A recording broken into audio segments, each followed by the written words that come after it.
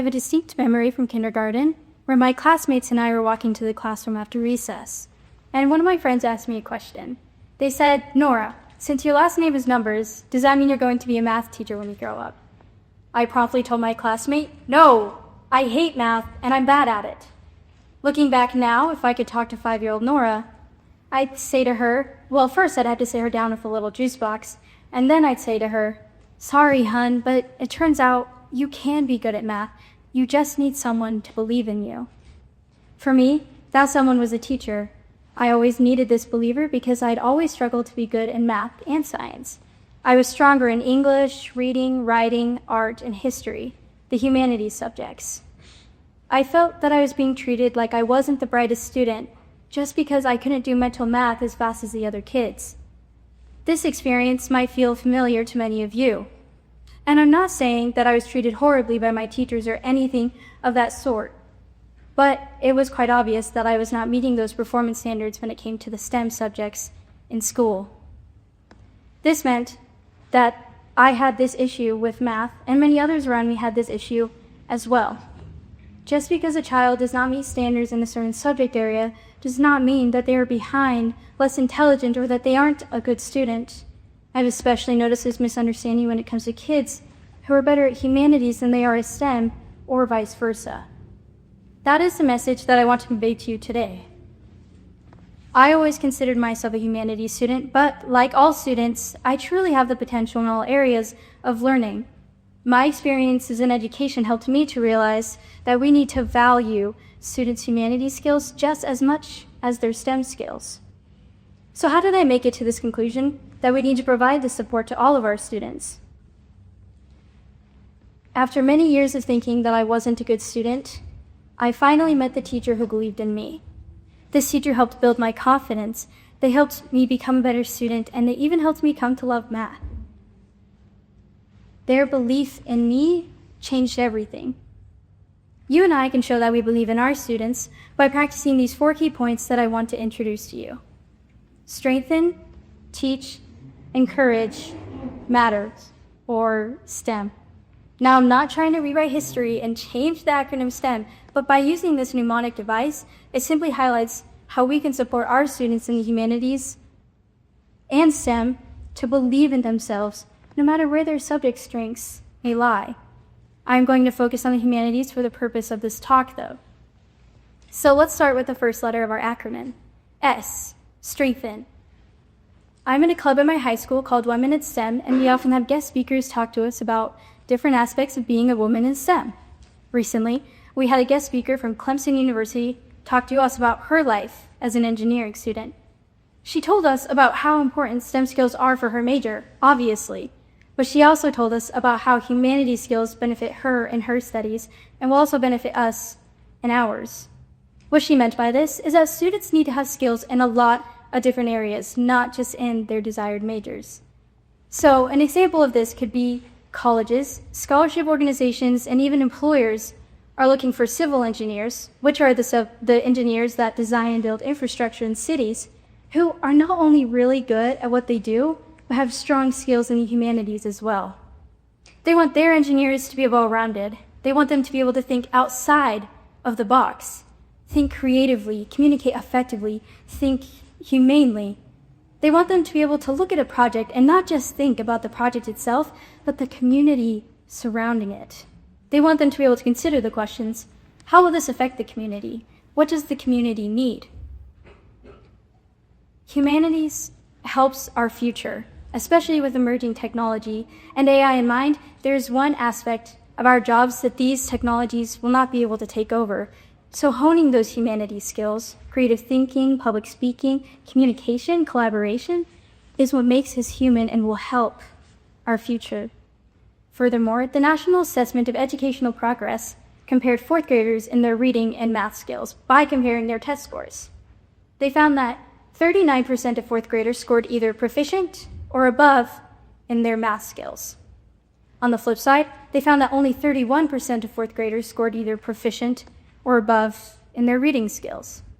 This means that a lower share of students have mastered their reading skills than they have their math skills than they have their reading skills. We need to close this performance gap and strengthen our students' skills in the humanities so we can help their future. We need to be their believers. Moving on to the second letter of our acronym, T, teach. Now let me preface, I'm not about to ask all of you to pursue teaching. I know that is a big ask. However, teaching roles can arise in many ways, especially as the future leaders, activists, lawmakers, and even parents of our society. Rather than encouraging our kids to excel in the subject we want them to do well in, let them excel in what they're best at. Don't push them towards what society sees as worthy or what we might think is best fit for a projected job outlook or salary.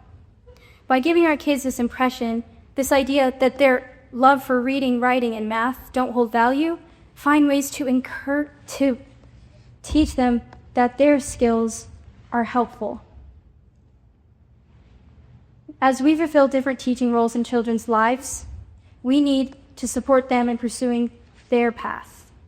Studies show that girls would lean more towards humanities-centered majors, while boys would lean more towards science and technology majors as a general trend. The two main contributing factors of this trend were historically parents and teachers. The study explained that the girls would lean more towards humanities-centered majors because of their parents' and teachers' expectations of their probable achievement in the humanities. The girls' parents did not expect them to perform well in the humanities, so to perform well in the STEM path, so they pushed them to pursue the humanities. The situation with the boys was vice versa. Their parents and teachers did not expect them to perform well in the humanities, so they influenced them to pursue science and technology. In light of this influence, we need to be mindful of how we teach our kids and help and support their passions. As we fulfill these different teaching roles, we need to support them in pursuing their path. Moving on to the next letter of our acronym, E, encourage. I've observed and assisted in numerous classrooms through a teaching program in my high school. In one of my specific placements, I met the most wonderful girl who was such a hard worker, especially in math. Let's call her Sarah. One day I noticed that Sarah seemed particularly upset. She had scored poorly on a math test the previous day and didn't meet a standard that had been put in place. Why didn't Sarah meet this standard? It wasn't because she didn't care. It wasn't because she didn't pay attention. It wasn't because she didn't study or practice, because that's what I did with her every day. It was because Sarah's strengths lie somewhere else. One day when she and I were working on a math problem, she told me in frustration, "This is why I hate math. I love art and social studies. That's what I'm good at." Sarah is not the only student that this happens to. We need to encourage our students' learning. Telling them that their love for reading, writing, art, and history don't hold value will discourage them. So instead, we need to find ways to encourage this learning. I could share one example of this from my own experience. At the beginning of my talk, I mentioned that I met a teacher who believed in me. This teacher knew that I struggled in math. This teacher also knew that I loved to draw. So they asked me to draw art on math vocabulary cards for the whole class. This teacher displayed my art on the wall and everybody could see my decorated cards. Not only did this make me feel helpful and competent in the classroom, but I learned every math vocabulary word on each card that I decorated. By letting me go all out with my artistic ability, or as much artistic ability as younger me could have, my teacher encouraged my humanities skills in a STEM-based environment. I strongly believe that if every student has just one person to really support and encourage their learning, they will do so much better in school. I am a believer of such encouragement because I was one of those kids who needed that support. Last but not least, M, matter. Of the nearly $100 billion in U.S. university research and development funding, the humanities departments only receives a fraction of that.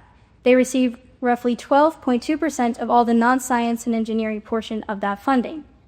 I have seen a demonstration of this distribution of funding on a smaller scale in Tennessee. Last summer, I had the opportunity to attend the Governor's School for the Humanities at the University of Tennessee at Martin. It was a program for high school sophomores and juniors to live on a college campus for 1 month, enroll in humanities classes, and earn college credit. While at this program, my friends and I learned that the STEM Governor School received particularly higher funding than our program did.